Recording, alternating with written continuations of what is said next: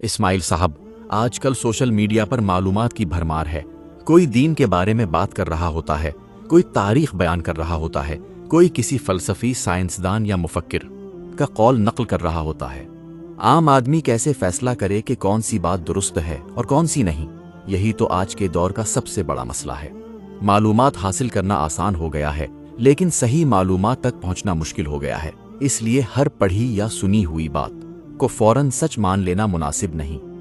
لیکن اگر کوئی شخص بہت اعتماد سے بات کر رہا ہو اور ہزاروں لوگ اس کی بات کو پسند بھی کر رہے ہوں تو زیادہ پسند کیے جانے سے کوئی بات درست ثابت نہیں ہو جاتی۔ اصل سوال یہ ہے کہ اس بات کا ماخذ کیا ہے؟ کیا اس کے ساتھ معتبر حوالہ موجود ہے؟ کیا بات اصل کتاب، اصل مضمون یا اصل بیان کے مطابق نقل کی گئی ہے یا نہیں؟ آپ کا مطلب ہے کہ حوالہ ہونا کافی نہیں، حوالہ درست بھی ہونا چاہیے؟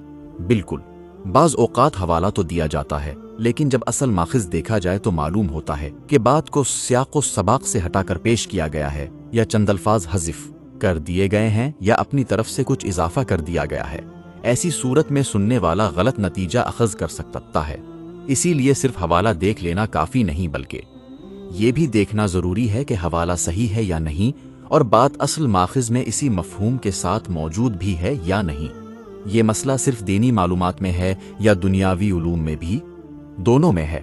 کبھی کسی سائنسدان کے نام سے ایسی بات منسوب کر دی جاتی ہے جو اس نے کہی ہی نہیں ہوتی، کبھی کسی مصنف یا مفکر کے قول کو بدل کر پیش کیا جاتا ہے، اور کبھی دینی موضوعات میں لوگوں کی ذاتی رائے کو اس انداز میں بیان کیا جاتا ہے جیسے وہ کوئی مسلمہ حقیقت ہو۔ سننے والا یہ سمجھتا ہے کہ شاید یہ اصل بات ہے، حالانکہ حقیقت کچھ اور ہوتی ہے۔ تو پھر ایک طالب علم یا عام انسان کو کیا کرنا چاہیے؟ اسے کم از کم 3 سوال ضرور پوچھنے چاہیے۔ پہلا، یہ بات کس نے کہی ہے؟ دوسرا، اس کا اصل ماخذ کیا ہے؟ اور تیسرا، کیا اصل ماخذ میں یہ بات اسی مفہوم کے ساتھ موجود بھی ہے یا نہیں؟ اگر ان سوالات کا جواب نہ ملے تو انسان کو احتیاط سے کام لینا چاہیے، لیکن ہر شخص تو محقق نہیں ہوتا۔ عام آدمی ہر بات کی تحقیق کیسے کرے؟ ضروری نہیں کہ ہر انسان ایک بڑا محقق بن جائے، لیکن اتنا ضرور کر سکتا ہے کہ کسی بھی اہم دعوے کو فوراً قبول نہ کرے۔ اگر کوئی بات دین، تاریخ، علم یا کسی شخصیت کے نام سے بیان کی جا رہی ہو تو کم از کم اس کے ماخذ کے بارے میں سوال ضرور کرے۔ تحقیق کی ابتدا سوال کرنے سے ہوتی ہے۔ میں نے دیکھا ہے کہ بعض لوگ کسی بڑے نام کا سہارا لے کر اپنی بات کو مضبوط بنانے کی کوشش کرتے ہیں۔ جی ہاں، اور یہی وجہ ہے کہ بہت سی غلط باتیں لوگوں میں پھیل جاتی ہیں۔ لوگ نام دیکھ کر متاثر ہو جاتے ہیں اور اصل بات کی جانچ نہیں کرتے، حالانکہ علم کا تقاضا یہ ہے کہ ہم شخصیت کے بجائے دلیل کو دیکھیں اور نقل کے بجائے اصل ماخذ تک پہنچنے کی کوشش کریں۔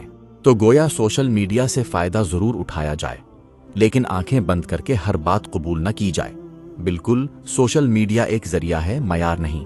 معیار ہمیشہ دلیل، تحقیق اور درست حوالہ ہوتا ہے۔ جو شخص ہر بات کو پرکھنے کی عادت بنا لیتا ہے وہ غلط معلومات سے محفوظ رہتا ہے، اور یہی ایک صاحب علم انسان کی پہچان ہے۔